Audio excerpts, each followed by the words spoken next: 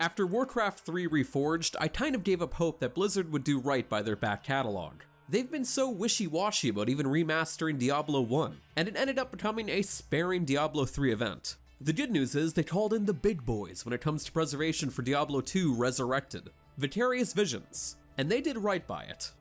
Diablo II is one of my most played games of all time, up there with Pokemon Red and Blue, Marvel vs. Capcom 2, World of Warcraft, and Final Fantasy XIV. I have several thousand hours logged since launch across every class. A launch that I rushed to Toys R Us to buy with my Diablo 1 TCP/IP partner. It's one of those games that you can play endlessly with friends, and maybe a new generation will be able to do just that with Resurrected. It was a shock to see the story of D2 again through new eyes. For years, I didn't even see some of the cutscenes because they didn't run well on my PC.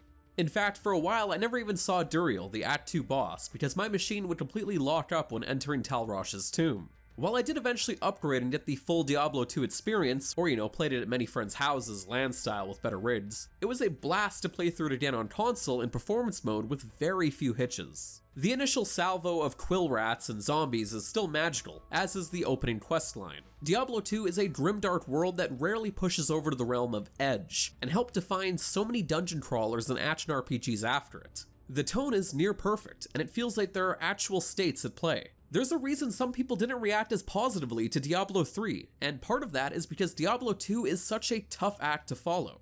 Pretty much every moment allows for strong highs. The thrill of finding an errant experience shrine and going ham, the joy of speccing your character into a tree for the first time and finding an ability you really like, or taking two of the same class for a spin in a multiplayer game, only for both players to find completely different ways to play off each other. The depth of Diablo 2 is very much alive and well, as is the sense of experimentation of taking a character for a spin. For this review, I tested a few classes, most notably Ice Sorceress and Elemental Druid. You can also choose Amazon, Necromancer, Barbarian, Paladin, or Assassin. It's a large array of playstyles in all, in tandem with the aforementioned triple ability tree system. Unlike some other re-releases, Resurrected is wholly justified, because Diablo 2's legacy has lived on for all this time through hardcore fans and the modding community.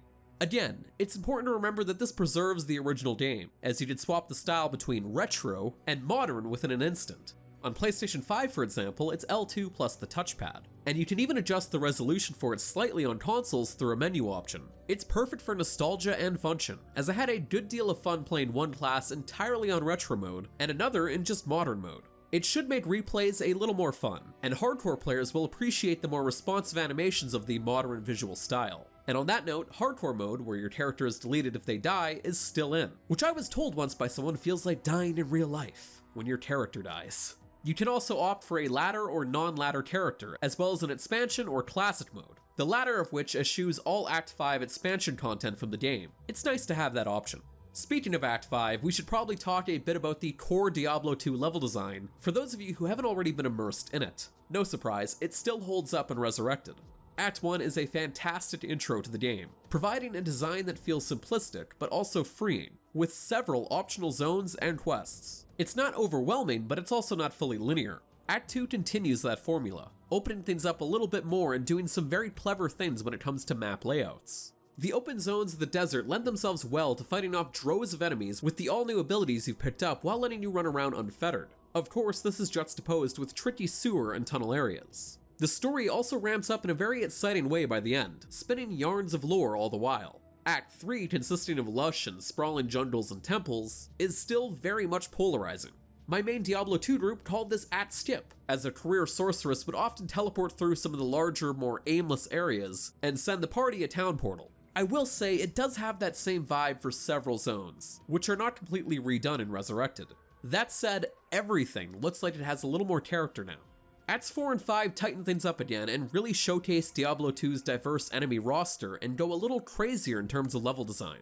They're also really pointed and don't overstay their welcome, and house tons of great loot to grind endlessly for. In fact, Diablo 2 has very few low points. Running through Diablo 2 on a console after roughly 2 decades of PC play was tough to adjust to, but I managed. There are some growing pains, especially managing potions, with a controller, which have a finicky way of getting to the actual bar, though you can still piano key panic swipe at your potions when you're about to die by rolling the D-pad.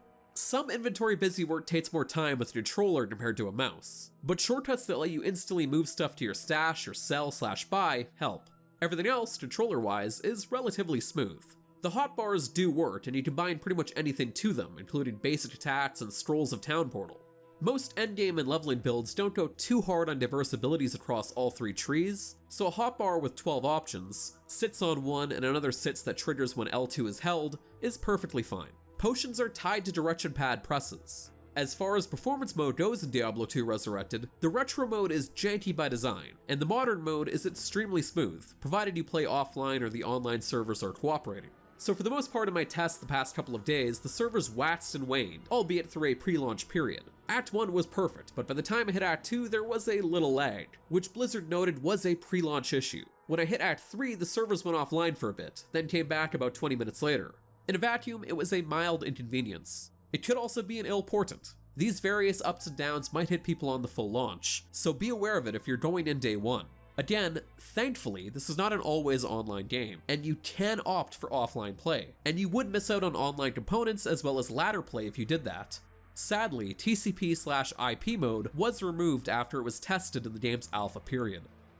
Diablo II Resurrected did what it was supposed to as a re-release, and it managed to simultaneously preserve the original game. It's a shame that the talented studios behind it have to deal with the failure of Activision's leadership overshadowing their work. But for more written reviews, news, and more, be sure to head on over to Destructoid.com. And as always, thank you for watching. Damn it! Damn it! Damn it! Damn it! Damn it!